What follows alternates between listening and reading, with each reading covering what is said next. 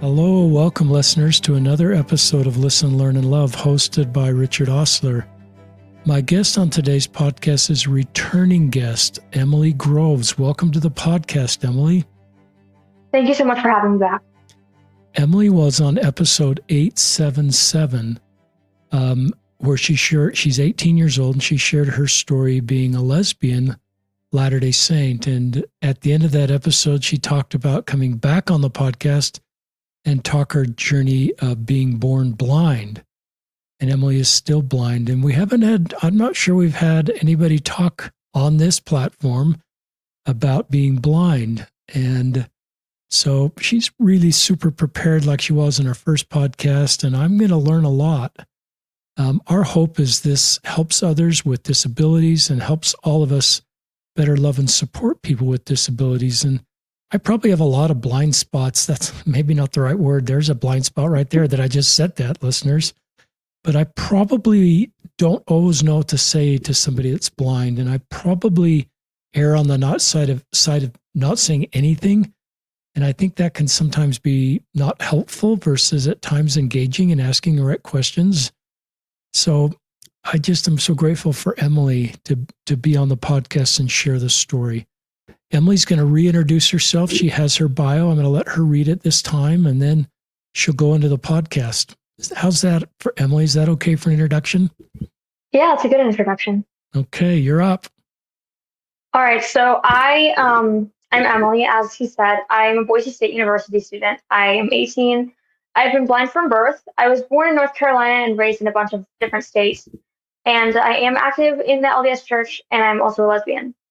So before I get into this, I just want to have a little disclaimer. This is about physical disabilities, not intellectual disabilities. Many of the same concepts can probably be applied to intellectual disabilities, but I don't have enough experience about that to really speak on it.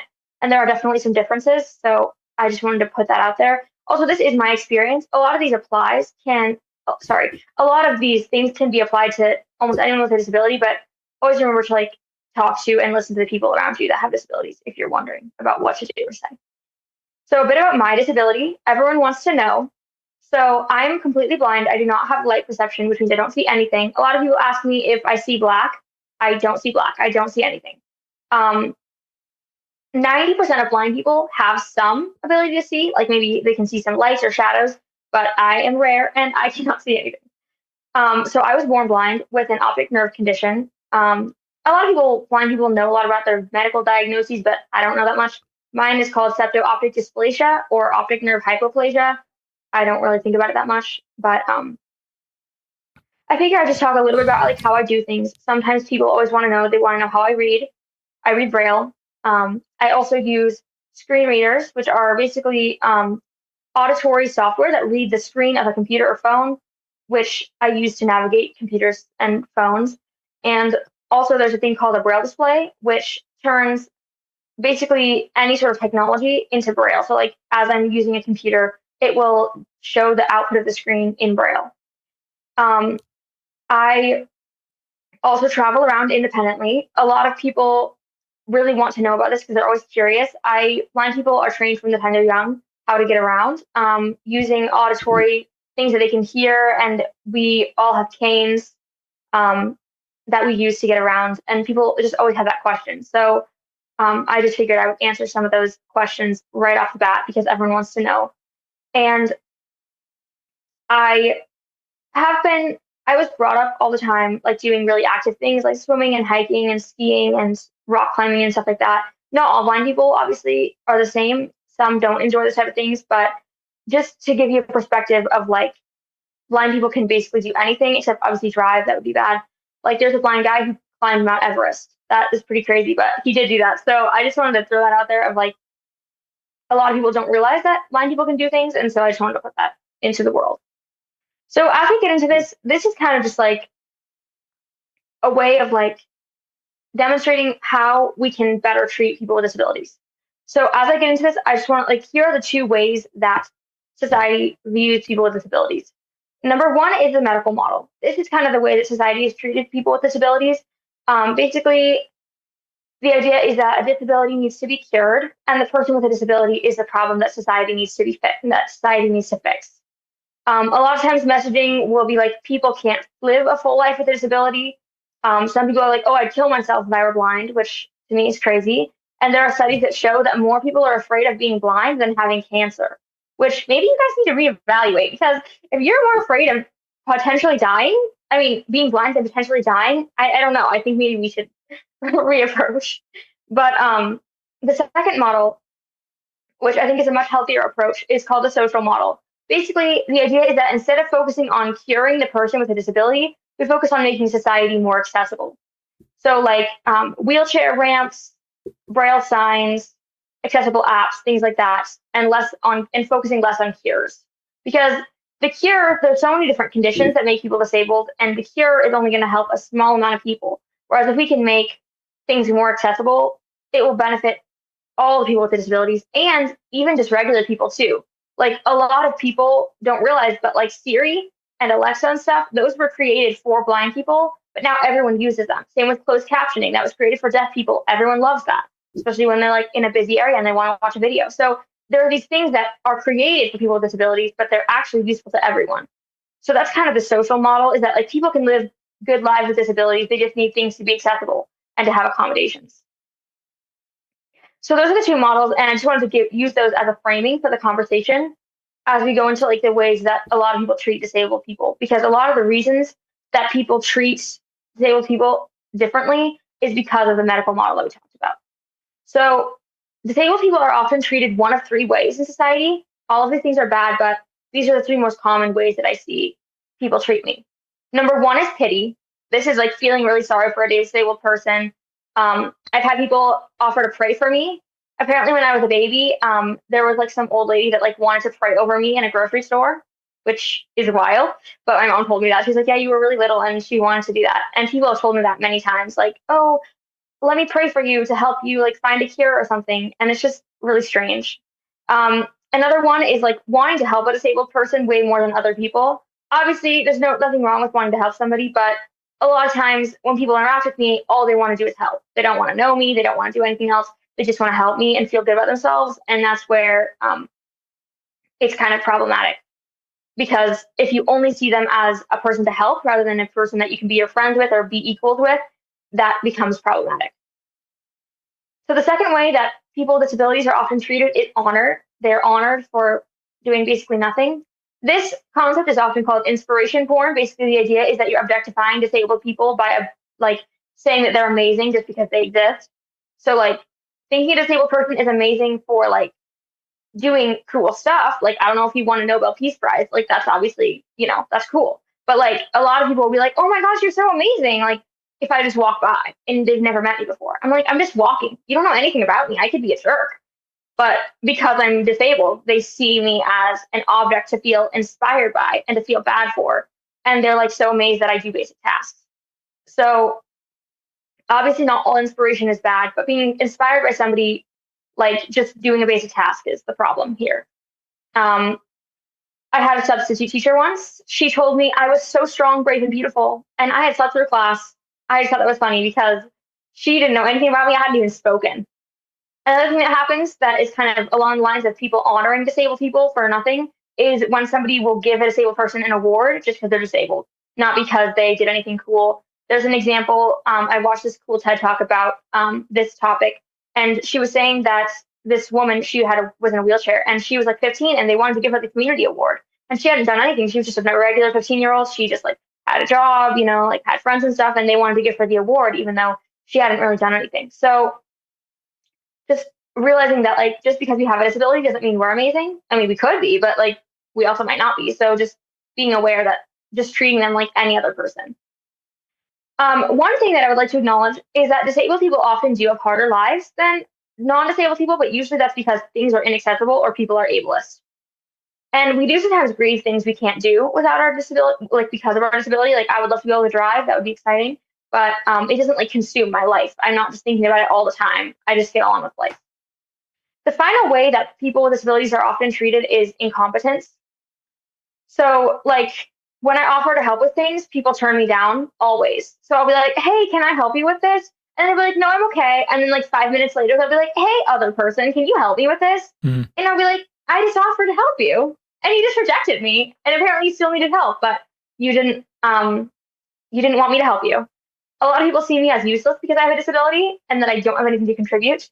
A lot of people kind of see me as an object to serve rather than a real person. I keep coming back to this object analogy, or like this objectifying, because that is a lot of times what happens is like people just see a disabled person as an object, whether they're feeling really bad for them or they just want to help them and stuff, but they're not actually seeing them as a real person.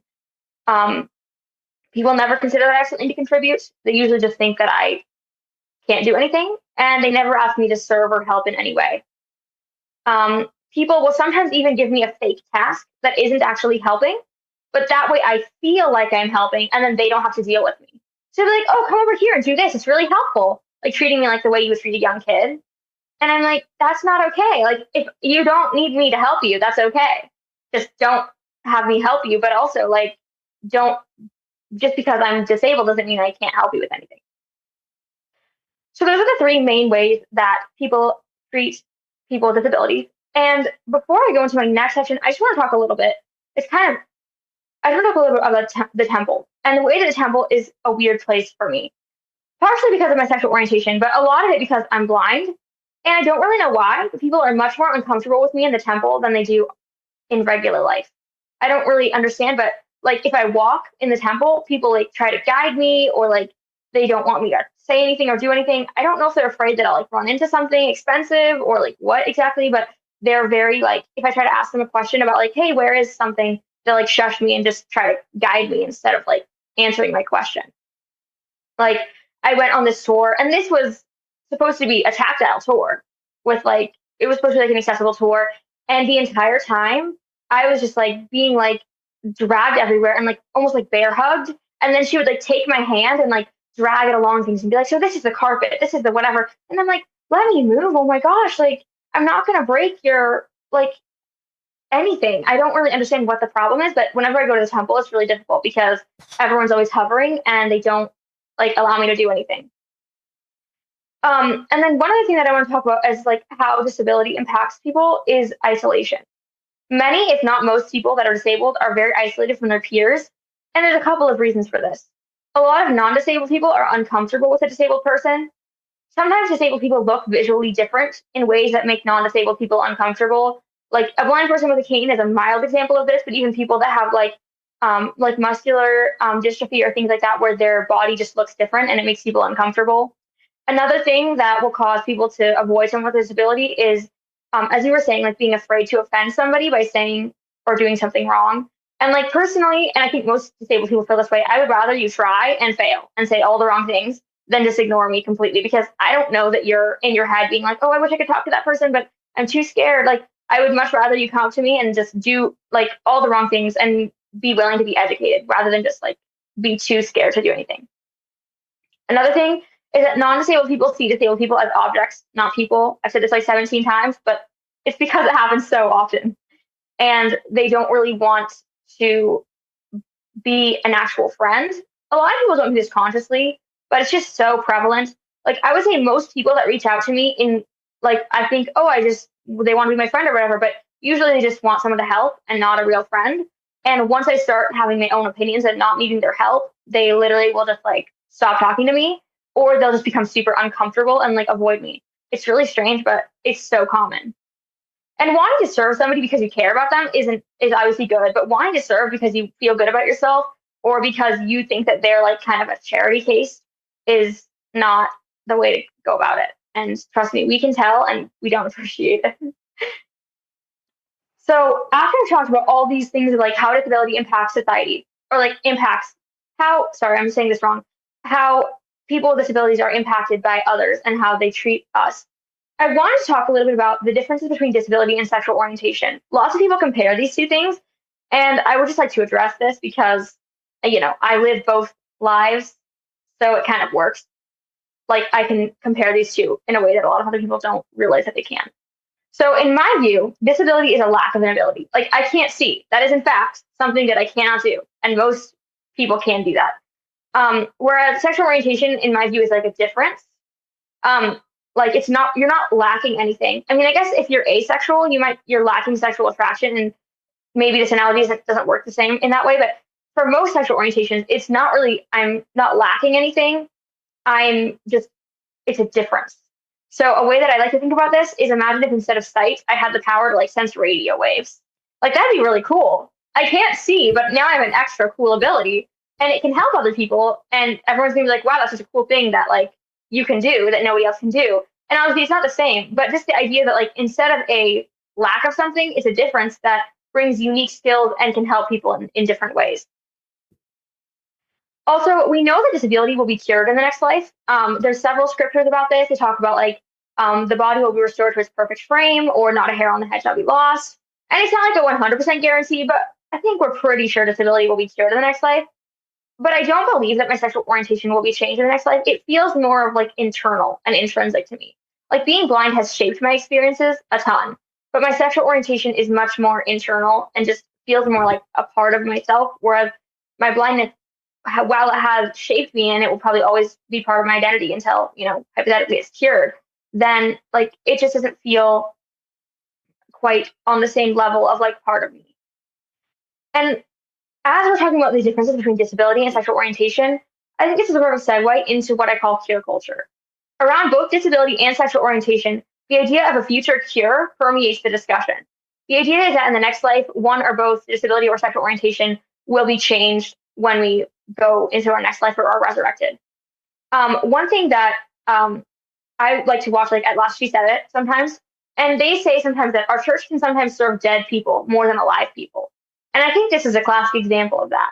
A hypothetical future cure doesn't help me in any way, and it doesn't really appeal to me either.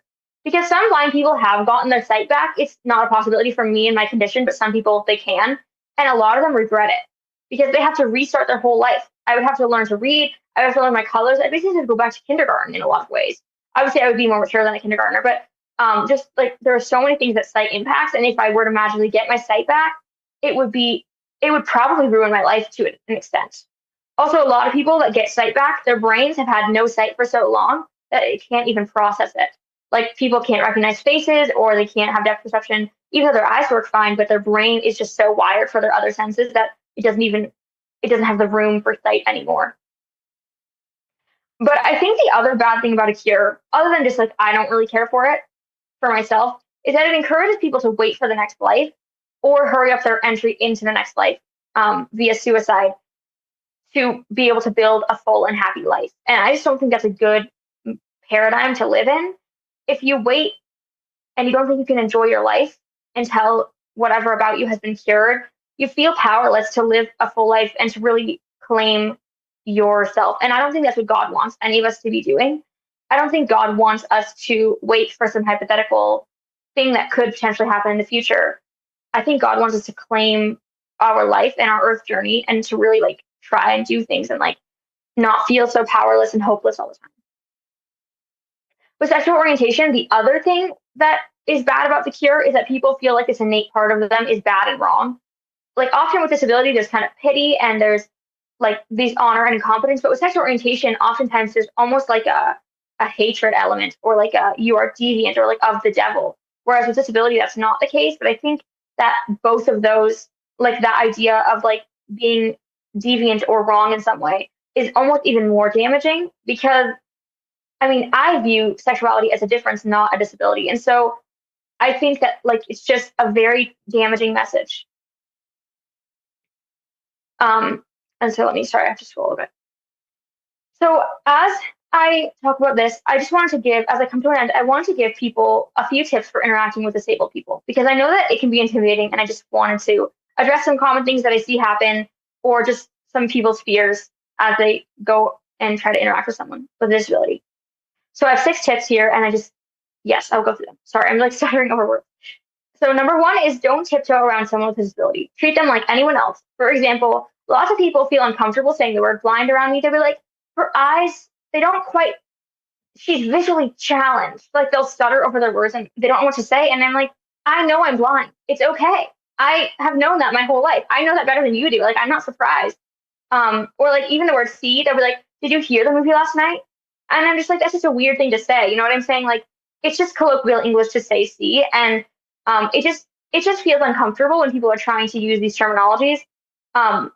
If you just act like someone else is like, if you act like a disabled person is just a regular person, the interaction will go much more smoothly. Number two is to never assume what a disabled person is capable of and to always ask about what they're capable of. For example, lots of people think I can't handle fire. I don't really understand where this comes from. I guess I can't feel heat or something. I don't really know, but they think I'll burn myself on everything, and I actually won't. So instead of saying you shouldn't do this activity, there's fire and you'll get hurt, you could say something like this activity involves fire. Is that something you're comfortable with? Or how do you handle fire?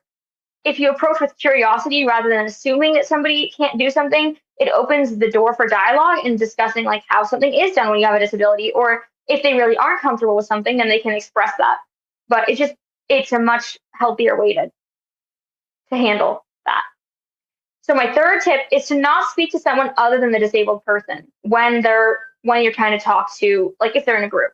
So lots of people will ask someone else questions about me. They're like, what does she want to order at a restaurant? Or how does she get around? Or like, what is her needs? And instead of talking to me, and just please don't do that. It's just so rude. And I don't know why people do that so often, but it is extremely prevalent. Like if I'm ever in a group, almost no one ever talks to me except for like my group that I'm with.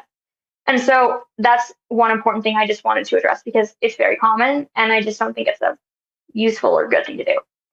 Number 4 is to ask questions. Ask how you can plan accessible activities at church. Ask what that person would or would not like you to do, etc. If you think someone needs help, ask first. Do not just take over whatever they're doing, unless obviously it's a life-threatening situation, but that's pretty rare. But it just in general, like instead of assuming, this kind of ties back into rule number 2, but just try instead of to assume something about the disabled person, try to ask them questions instead. And number 5 is, seems like it would go without saying, but it happens so often. Do not touch disabled people without permission. This happens so often. Like, I don't even know how to describe like how often that happens. And I just don't understand where that comes from, but just don't do it. And my final tip is that disabled people often do things differently because of their disabilities. Like, I'll give an example so that this will make sense. A lot of times if I'm near a door, I'll touch the wall and feel around until I find the handle. It only takes me a few seconds, but lots of sighted people will kind of freak out and like fall all over themselves to open the door for me. But if they would have waited for like 2 seconds, I would have opened the door and it would have been okay. So just like ask questions. If you're concerned or confused about something, like if you're like watching somebody do something and you're not really sure what's going on, you can ask a question instead of just like trying desperately to help them. And so those are my 6 tips. And yeah, that's kind of what I had prepared. Emily, wow, I'm 65, done nearly 900 podcasts, and I have never listened to a blind person tell me about being blind. I'm a little embarrassed about that. I learned a lot, and I've made many of the mistakes that you said, and I wish I could have heard this 50 years ago. I've had blind people in my life, and I passed blind people in public situations and in church, and have made many of the mistakes you've done. And you have a lot of grace in that. You're not trying to call all the people out, but you're trying to help us do better. You have a gift of communication and a really wonderful, graceful way of sharing your story and offering up suggestions. Now, here's a question that's not on your outline. Listeners, Emily, sent me her outline ahead of time. It's all typed up. And then she is obviously reading something as she's doing this podcast. I don't think she memorized her outline. Just tell us tactically how you did those 2 things. So I have a thing called a Braille Sense. Basically, it's like a tablet, but it's like think like an iPad, but it has Braille. So I have this on my lap and I'm reading it because I'm not that amazing to memorize everything. But so I'm reading my outline as I go, and I'm reading the Braille. I also use a computer a lot to like type things up and things, but for this situation, I don't want to hear a little voice chattering in my ear. I want to read instead, because hearing a little voice chattering in my ear while I'm trying to talk is incredibly overwhelming. So I like reading better. Do you know I didn't realize that. Do you know, can you, so you're communicating your words by using Braille on your outline, just like somebody that can see would be reading it. Do you know can you process Braille word per word as quickly as reading with eyesight? Do you know that? Have you ever researched that? I don't know, but people tell me I read fast, so I just believe them. Yeah, because you read super fast. It's not like you were reading this outline slowing down because you were trying to figure out the next word. So that's really interesting to me. Just how well you did on the podcast and how prepared you were giving me this well written outline and then using Braille to share it with our listeners. The other comment I want to say is sometimes I'm really zoned into these podcast listeners and I'm kind of queued up, and other times I'm in the middle of a work project and the podcast is coming up and I go, oh no, I've got to somehow shift gears. And this was one of those days. And it took me about 5 minutes listening to Emily, or 3 minutes, and go, okay, wow, this is really interesting. Now I'm not thinking about my work project. I'll come back to that, but I just get to have this hour with Emily to learn from Emily. So those are my side kind of comments. I love these two approaches to disability: the medical model, that it needs to be cured, and the social model, which is so much healthier. And I love you talking about those two models because I love, just that framing and how then we can all do better. So I thought that was great. Then your next section was the treatment of disabled people. This was a home run section. And I have been guilty of all of these. Pity was a good one. Honor sort of feels disingenuous, as you were talking about that. A teacher said you're brave and strong and beautiful, and you slept through the whole class. And I think maybe so funny. Maybe the human emotion we're looking for is genuine compliments and genuinely feeling understood. I'm going to use the word seen. Understood and valued for who we are, and not just these platitudes that are easy to dish out, but over a lifetime feel pretty hollow under the honor model. So that was really interesting, and I love you giving examples. The incompetence is something I've certainly been guilty of, and I love this idea, people never consider that I have something to contribute. They usually think I'm useless because I have a disability and never ask me to serve them or help them in any way. Wow. And I think of, my natural human reaction is to help people.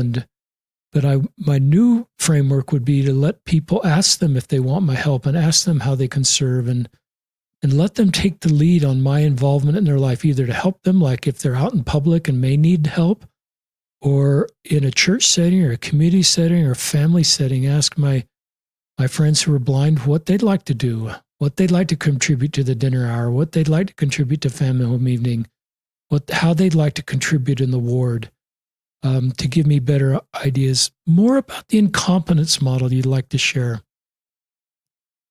Not a ton more. I just wanted to say, even just, for example, if you have, a blind person and a sighted person, don't automatically choose, the sighted person just because you're like, oh, that blind person is there.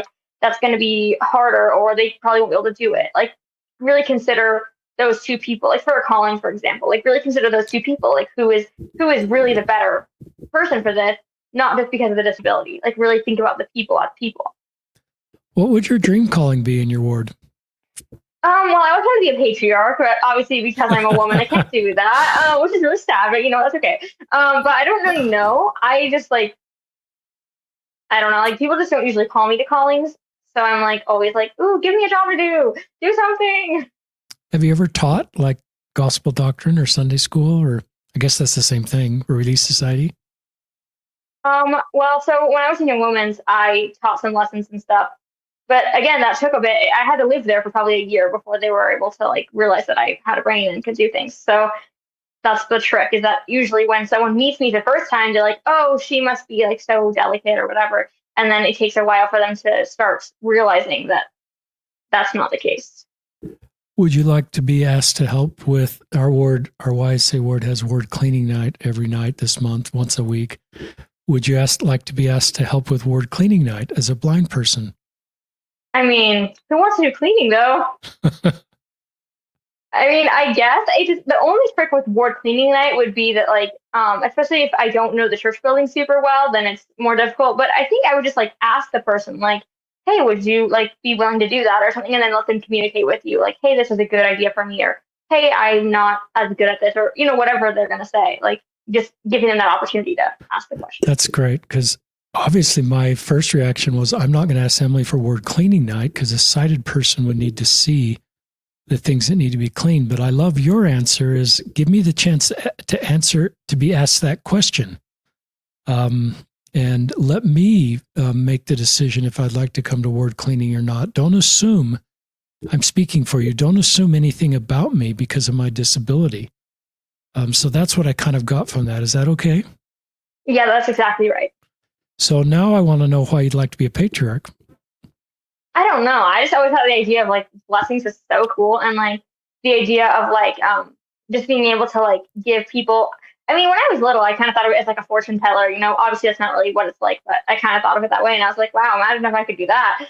But just in general, like being able to be that spiritually in tune to like be able to give people advice for their lives. I don't know. It just really like sounds super cool. I love your answer. What a great answer out of love and wanting to help others. And who knows, listeners, we don't get in the space of asking the church to change, but I'm certainly open for changes. And maybe one day Emily Groves will be a patriarch and give patriarchal blessings. Who knows what's possible down the road. And I love the temple and blindness. That was really thoughtful. Disability isolation was really interesting for me. Any more comments on disability isolation or the temple? Well, I think as far as like the temple goes, I kind of share what I need to share with that. But it's definitely a hard space for me because of all the weirdness that happens. But with the isolation thing, it's just that like obviously it's not one person's responsibility to solve that for a disabled person. But if we can make society more accepting and more treating disabled people as normal, then that isolation problem can slowly be gradually fixed over time.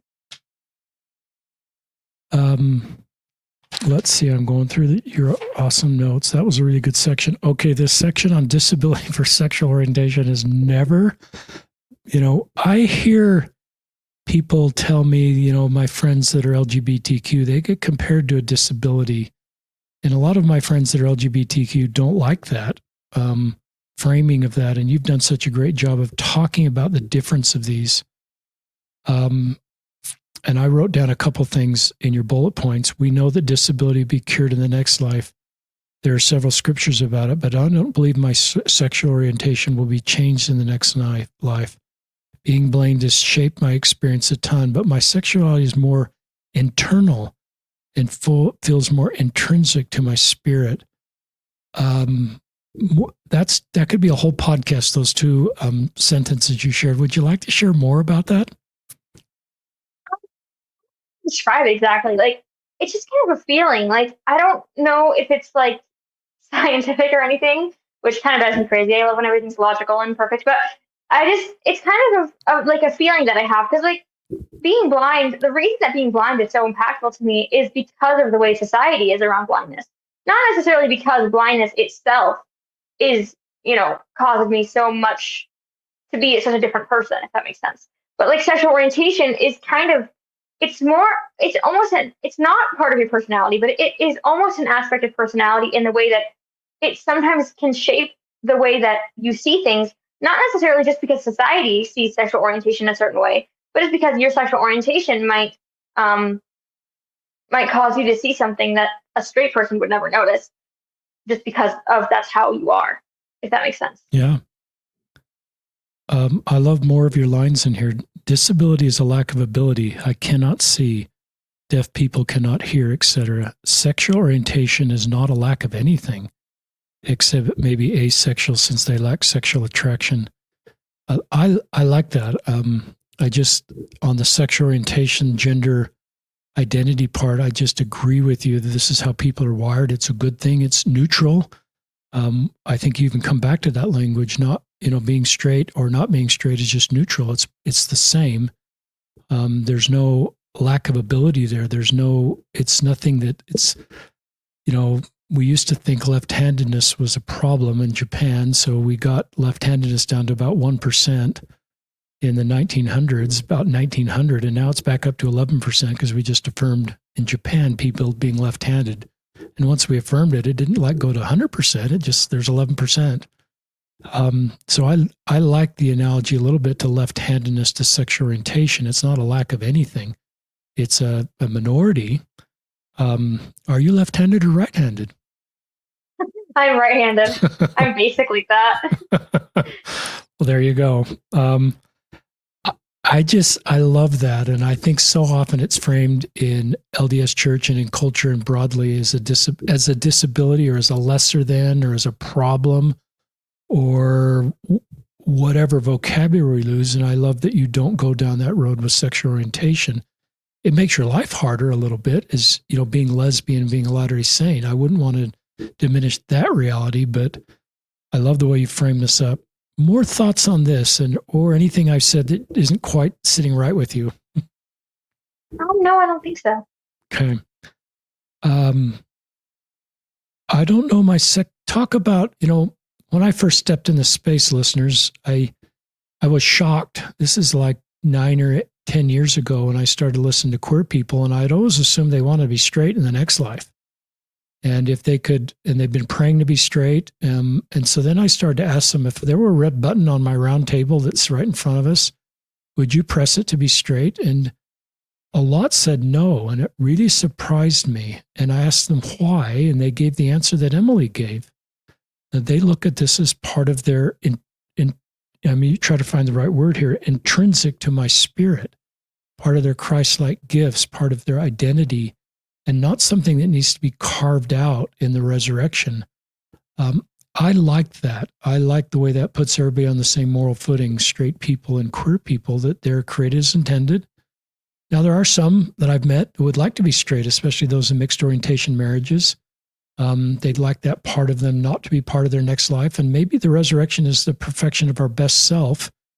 And for a lot of queer people, that isn't their best self is being queer. Now, in our theology, there's not a lot of room for that in the next life, but I'm open to some of the words our leaders have said. We don't know a lot about the next life either. Any thoughts on any of that I've just shared? I just like to point out that a lot of disabled people don't really want to be cured either. And it's kind of interesting because a lot of sighted people are so shocked. And I'm like, yeah, I don't really care that much if I get sight back. I mean, there's a couple of things that would be more convenient if I had sight, like being able to drive and stuff. But it's kind of a similar concept. I mean, it's different, but it's similar in the way that when you're really secure in yourself, whether you're queer or straight or disabled or non-disabled, you often don't think all the time oh, I wish I could change some part about myself just deeply in there. You know what I'm saying? Not that that's necessarily wrong to think that you want something to be changed, but just that a lot of people, once you're accepting of yourself and secure in yourself, that you just kind of are okay with whoever you are. I think that's awesome. And I have heard some disabled people say that about the resurrection. They don't want to be different. And there's this deep acceptance like you have with your quote unquote disability. And so I don't know, listeners, maybe we're allowed in the resurrection to kind of talk about that with Heavenly Father and Jesus and sort of decide what is our perfected self. I believe our perfected self is part of the resurrection. We become our best self physically, and maybe because we're eternal spirits and we came from the pre-earth life, we each have our own feelings about what that might be. And so and we kind of leave that to each other versus me telling all my disabled friends they will not be disabled in the next life, and all my queer friends, they'll be straight. Maybe I don't do that. And they are allowed to decide what their best self is. So that's not our doctrine, but it's not impossible that sort of framework. So I'm going to move on to queer culture, unless you have anything more on disabled and sexual orientation. No, I don't think I have any more. Okay. Queer culture kind of got me because I've been guilty of this. And Cynthia and Susan are awesome. I love that you referenced them. At last she said it. Some says sometimes our church can sometimes serve dead people better than alive ones. And I think one of the things I thought about as you were talking about this section is, if I just point to the next life for you, and say you're going to be straight and or you're going to, have sight, it may lower my responsibility to support you now. Is one of the problems for me of the cure culture is and a better discipleship is I kind of put the next life on the shelf for you, and I sort of do what you're inviting us to do. What can I better support my queer friends now and my disabled friends now, and not sort of just rely on the cure culture and lowers my responsibility present for you now. So that's one of my takeaways listening to that. It made me want to do a better job now versus just a platitude that, oh, Emily, I have no responsibility here to help you. The resurrection is going to take care of you. And you just kind of got to white knuckle it, and I'll kind of watch from a distance and sort of say, I love you without sort of getting involved in your life and how I can help you. Are you okay with that? Yeah, I like that. And the other thing I just want to point out too is that for the person, whether they're queer or disabled, peer culture is often bad too, because it's like, oh, so I have to just wait for the next life to be happy or have a good life or like move forward with myself. And I just don't think that's good for our growth. I think it just stunts people's growth to think that way all the time. Yeah, I like that. And I think when we say love people, we've got to me, love can be kind of a platitude, but to me, love is an action, a verb. If I love somebody, then what can I do to improve their experience? Sometimes listeners, I get a little frustrated with, I'll just be honest, with church leadership around sexual orientation. They say, we love you, all are welcome here. And that feels a little hollow to me for my queer friends. I wish we went further and talked about how we love our queer members and how we want them to feel welcome and how we recognize they're walking a harder road. And we have a responsibility to help them feel loved, supported. And we don't teach that sexual orientation is a choice anymore. It's, and so people can't unchoose this, and it's our responsibility to love our queer friends. So I wish we did better as a church led by our senior leaders that do love everybody. I believe that, and they want everybody to belong. But I think in this space, they need to lead on how we can do that better. I also loved your tie into race and sexuality. Race and sexuality is not the best comparison, but in this case, no skin color is superior and no sexual orientation is superior to the other. I agree with that. I think listeners will know we used to kind of infer or teach because of the Book of Mormon that as people become more faithful, their skin turns whiter. And I've always thought that was symbolic. I never thought that was literal, but some Latter-day Saints have thought that was literal. That was probably more of our culture 50 or 100 years ago. And so there was kind of a white skin supremacy feeling, and even church leaders that inferred or taught that everybody would be white in the next life. And so that's kind of good institutional history that maybe applies to sexual orientation as we're working better on that. We don't teach any of those things about skin color that I just mentioned anymore. So maybe there is some parallels here. I love that you brought that up, Emily, and I think there's some parallels here as we're better understanding that. Any comments on that? Just that, as you were saying, like with the hollow church leaders, I kind of agree with you. And maybe this is not the best, but one time I was looking in, I don't remember what the youth magazine is called right now, but like the New Era maybe is what it used to be called. I don't really pay attention, but there was an article about people with same-sex attraction. And it said, those with same-sex attraction, you belong. And the whole article was about how Christ was going to save people from their same-sex attraction. And I was like, I don't feel belonging right now. I feel like I need to like carve this part of me out and get rid of it. And I'm not saying that like, I'm not trying to like argue with doctrine, but just the way that it was like, oh, you belong, but also we want to get rid of this part of you. It's like, that's not really saying that I belong. That's saying I need to be changed to be good enough for you.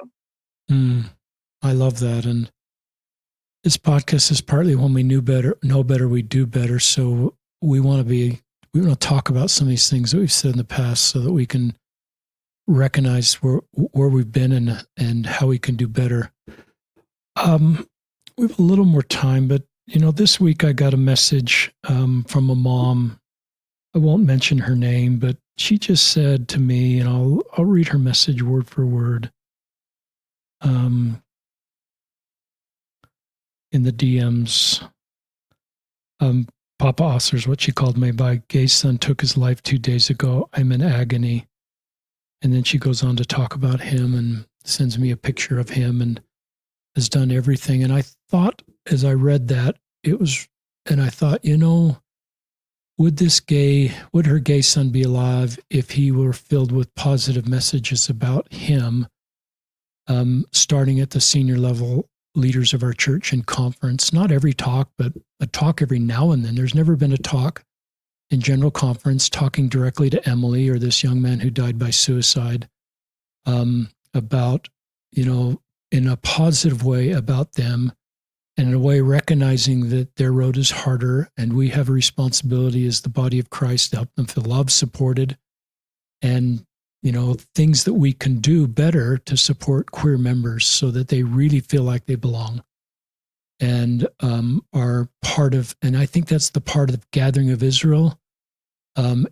Queer Latter-day Saints are Israel, and they've been scattered with some of the things we've done in the past. Emily just mentioned one, that Ensign or Era article, and what we can do better to gather them, because they are Israel.